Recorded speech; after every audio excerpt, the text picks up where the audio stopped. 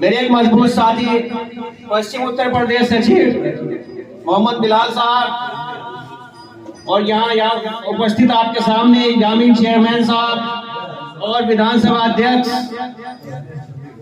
हमारे बड़े भाई नरेश जाट साहब और नकुड़ के विधानसभा अध्यक्ष सैयद रजा साहब और यहाँ पर सभी तशरीफ फरमा हमारे पार्टी के जिम्मेदार साथी, यहाँ पर मौजूद हमारे बड़े बुजुर्ग, मेरे साथियों, बुजुर्गों और दोस्तों, सभी को मेरा अस्सलाम वालेकुम, आदाब, नमस्कार। मिलकर पुकारोगे तो आ जाएगा माजी, मिलकर पुकारोगे तो आ जाएगा माजी, आओ हमारी आवाज में आवाज मिला दो। ये खामोश मिजाजी हमें जीने नहीं देगी, इस दौर में अगर जीना है तो कोहराम मचा दो। मेरे बुजुर्गों और साथियों, जब से हमारा देश आजाद हुआ हमारी एक पार्टी थी मुस्लिम लीग, हमने उस पार्टी को इस वजह से छोड़ दिया कि हिंदुस्तान में हमें फिरंगियों ने इतने लड़ाए, हिंदू मुसलमान के नाम पर इतना कत्लेआम किया। हम भारत में अमन चाहते थे क्योंकि हम हिंदुस्तान के मुसलमान हैं और हम अपने हिंदुस्तान से प्यार करते हैं। हमने अपनी पार्टी नहीं बनाई, हमने कांग्रेस पार्टी को अपनी पार्टी मान लिया। हमने कहा कांग्रेस पार्टी हम तुमको मजबूत करेंगे, तुम देश को मजबूत करना और हमारे हक और हकूक का ख्याल रखना, मेरी माँ बहन का ख्याल रखना, मेरी मस्जिद मदरसों का ख्याल रखना, मेरे बच्चों के रोजगार का ख्याल रखना। हमने सब कुछ उनसे कहा और हम तुम्हें वोट देंगे, सपोर्ट देंगे, हिंदुस्तान की बेहतरी में आपके साथ रहेंगे। ये मुसलमान ने वादा किया हिंदुस्तान में, लेकिन साथियों हुआ क्या? हमने एक छत्रराज कांग्रेस को कराया हिंदुस्तान के अंदर, प्रधानमंत्री बनवाए, मुख्यमंत्री बनवाए, लेकिन जो हालात आपके थे क्या उससे आपकी बेहतरी हुई या आपके हालात गिरते चले गए? आप खुद ही अपने अंदर झांक कर देख लें। जहां उस टाइम में आप 40% नौकरी में थे, वहां पर आज महज आप 1% नौकरी पर रह गए हो। मैं नहीं कहता, सेक्टर कमेटी चीख चीख कर कहती है कि मुसलमान की हालत आज दलितों से भी बदतर हो गई है।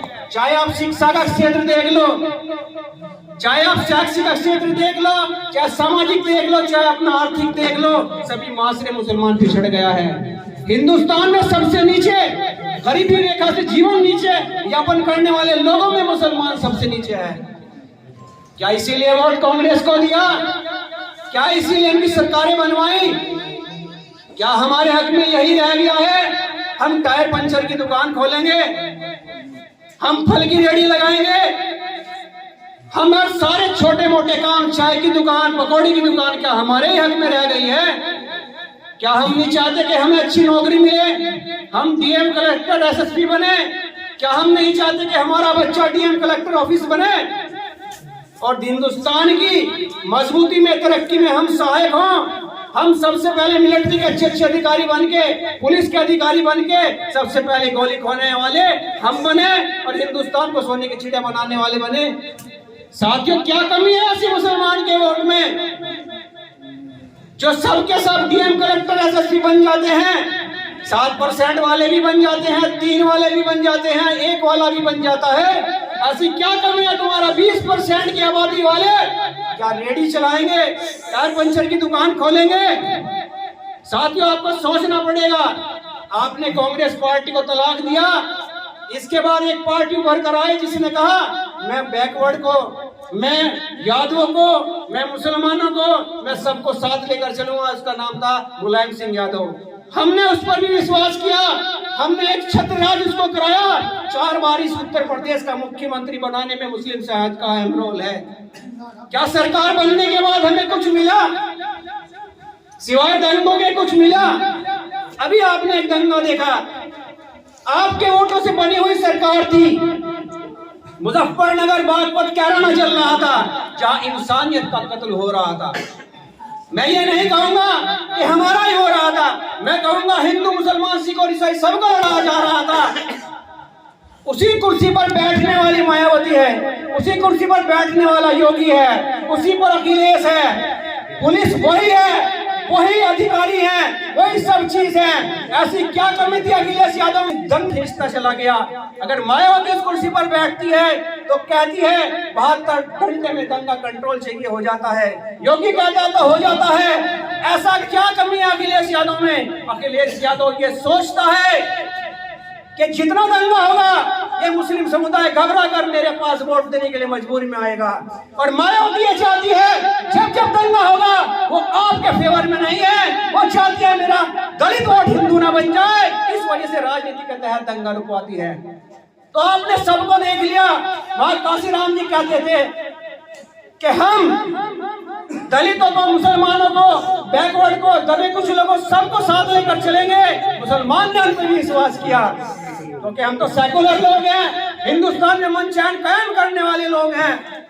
क्योंकि हमारे बड़े बुजुर्गों ने पाकिस्तान को नहीं चुना, हिंदुस्तान को चुना था। क्योंकि हमारा मजहब कहता है अपने मुल्क से प्यार करो। हमने 4 बार बहुजन समाज पार्टी की सरकार बनवा दी। हमने जैद चौधरी को भी नहीं बख्शा। हमने उसके साथ कंधे से कंधा मिलाकर वोट देकर उसको इस काबिल बनाया कि वो उत्तर प्रदेश में उनकी पहचान बनवाई और वो 4 या 3 मंत्री कैबिनेट के उनके हुआ करते थे। मेरे बुजुर्गों, साथियों, क्या मुसलमान ने किसी पार्टी को छोड़ा? सब पार्टी को मौका दिया और अपना पीछे की लाइन में खड़ा होकर टेंट लगवाया, पैसे खर्च किए, गाड़ियां दौड़ाई, उनके नारे लगाए, यहाँ तक कि दरी बिछाने का काम किया। लेकिन बदले में क्या मिला? आज हर दाढ़ी टोपी वाले को शक की निगाह से देखा जाएगा, आतंकवाद की निगाह से देखा जाएगा। हमारे खिलाफ गलत कानून बनेंगे, हमारे बुजुर्गों को जेलों के अंदर डालकर 15-15 साल के लिए सड़ाया जाएगा। और 15 साल के बाद जब जज साहब कहते हैं 22 बरी कर रहे हैं, इसके लिए कोई सबूत नहीं मिला। मैं कहना चाहता हूं उन अधिकारियों को सजा क्यों नहीं मिलती जो बिना बात लोगों को डालकर जेल में सड़ाते हैं। 15 साल में उसकी माँ मर गई, बाप मर गया, घर उजड़ गया और सबसे बड़ी बात उसके घर वालों को ये दर्द झेलना पड़ा कि ये देशद्रोही है, देशद्रोही है 15 साल तक। ऐसे की एक हजारों मुसलमानों की लिस्ट है जो 10 साल में, 15 साल में, 20 साल में बाहर आए। मैं साथियों आपको कहना चाहूंगा, जब तक आप अपने नुमाइंदे विधानसभा में भेजेंगे नहीं, अपनी पार्टी के लोकसभा में नहीं भेजेंगे, क्योंकि आपके खिलाफ कानून वहीं बनते हैं। जब आपके नुमाइंदे वहां होंगे, लेकिन होने आपके पार्टी के चाहिए। आप गलत फहमी में आ जाते हैं, कभी एक समाजवादी कहा जाता है, कभी बसपा कहा जाता है। वो कहता है मैं मलिक बिरादरी से आया हूँ, एक कहता है मैं गाढ़ा बिरादरी से आया हूँ, एक कहता है पठान बिरादरी से आया हूँ, वोट मुझे दे दो और मेरी पार्टी भारतीय जनता पार्टी को रोक देगी। हम उसके बहकावे में आकर अपना विधायक समझ के उसे वोट देकर विधायक बनाते हैं। बराबर में यहाँ इंसानियत का नंगा नाच हो रहा था। बच्चे और बूढ़े टेंटों में रहने को मजबूर हुए थे।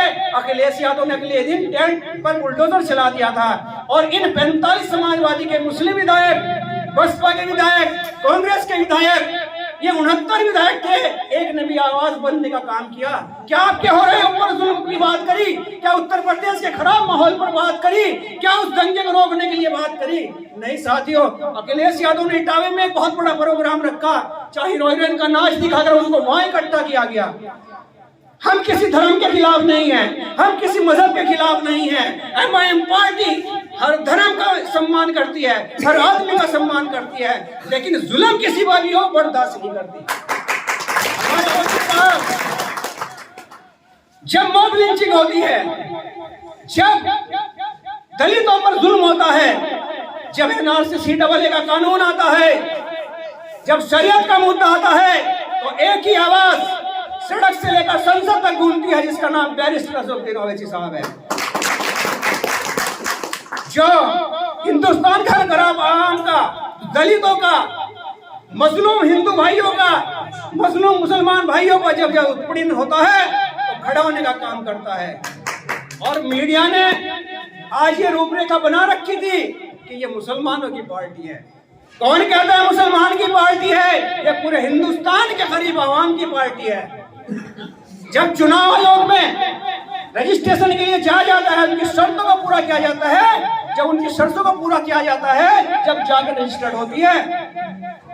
आज हमारी पार्टी हिंदू, मुसलमान, सिख और ईसाई सबको चुनाव के अंदर मौका देती है, टिकट देती है, उसको जितवाने का काम करती है। अभी मुंबई में इलेक्शन हुआ, हमारी पार्टी ने इतना आगाज दिखाया, हिंदू मुसलमान ने इतना प्यार दिखाया, आज पूरे देश में उसका रोका है। हमारे हिंदू प्रत्याशी विजय उबाले जी थे, वार्ड नंबर 140 से भाई साहब 20% वोट लेकर उन्होंने दांतों तले उंगली चबाने के लिए लोगों को मजबूर कर दिया। सबसे बेहतरीन बहुमत के साथ जीत कर आए विजय उबाली जी का हम सम्मान करते हैं। उन्होंने हमारी पार्टी को सभासद के तौर पर आने के जीत कर दिखा दिया। तो हमारी पार्टी टिकट में भी आपको सभी को सम्मान देती है, लेकिन जुल्म बर्दाश्त नहीं किया जाएगा।